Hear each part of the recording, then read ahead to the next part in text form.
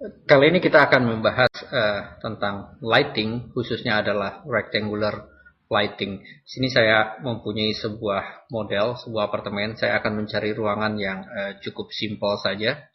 Mungkin saya akan memilih uh, ruang tidur ini. Saya akan gunakan untuk latihan kita kali ini. Saya coba putar, menghadap ke dalam ruangan seperti ini. Oke, seperti kita ketahui di sini adalah bahwa saya mempunyai ruangan yang terbuka. Di sini, di atasnya adalah terbuka. Bila kita membuat sebuah ruangan interior, maka selalu saya sarankan Anda membuat layer-layer untuk lantai dinding yang berbeda, sehingga kita bisa membuka menutup bagian-bagian tertentu. Di sini kita akan mencoba untuk merender. Seperti kita ketahui sekarang, untuk merender kita membutuhkan sebuah lighting. Di sini ada default light-nya, dia aktif, dan saya akan mengaktifkan untuk GI, artinya global illumination-nya aktif. Di sini on. Pada indirect illumination, GI-nya adalah on, dan pada environment-nya kita lihat di sini GI skylight dan GI background pun ikut aktif. Saya akan mencoba untuk output, saya perbesar sedikit saja supaya lebih mudah melihat, mungkin 640 kali 480 seperti itu. Kita akan tes render. Di sini saya menggunakan setting dari global illuminasi yang standar. Kita akan melihat hasilnya adalah seperti berikut ini.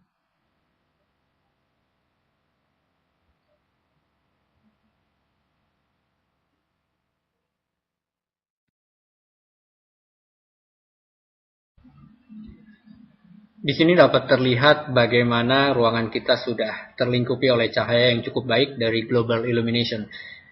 Teknik ini sangat baik jika kita gunakan untuk eksterior, tetapi jika kita gunakan untuk interior, maka akan timbul pertanyaan adalah, dari mana sumber cahaya? Karena umumnya pada interior, kita mempunyai ruangan yang tertutup bagian atasnya.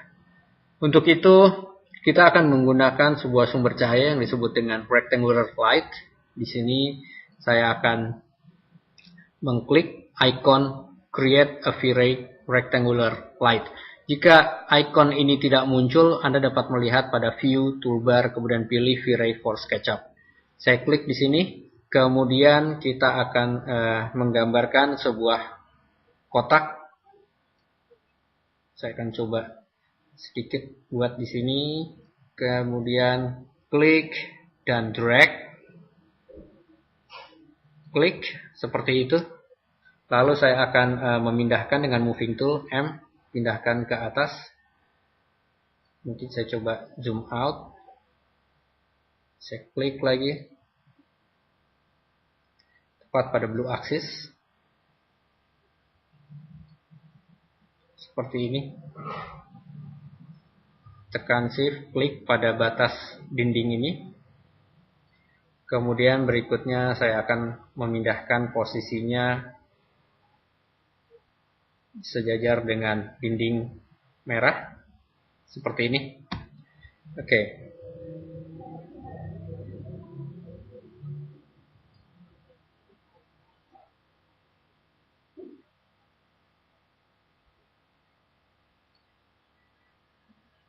Untuk kemudian kita akan mengedit di sini pada render option-nya. Di sini kita akan melihat bahwa saya tidak akan menggunakan global illumination. Jadi artinya pada indirect illumination, di sini pada GI, saya tidak mengaktifkan GI atau global illumination. Demikian pula pada environment, saya tidak menggunakan GI skylight dan background-nya. Kemudian kita akan melihat pada objek di atas ini.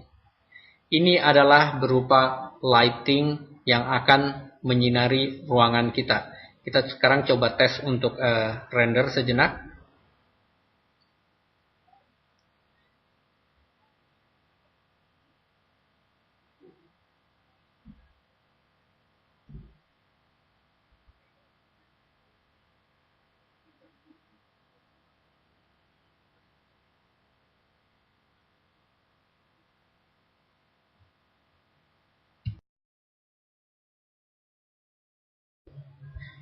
Hasil rendering dengan menggunakan rectangular light tadi adalah hasilnya berupa hitam. Ini karena global illumination kita nonaktifkan, namun juga rectangular light kita ini mempunyai arah sinar yang salah. Jika saya tutup ini,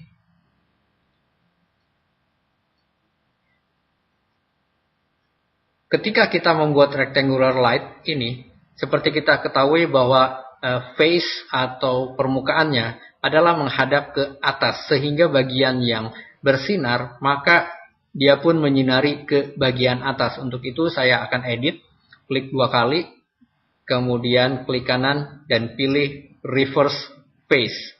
Dengan reverse face berarti kita akan membawa cahaya tersebut turun ke bawah atau sebaliknya. Kita akan tes sekali lagi di sini untuk render. Klik.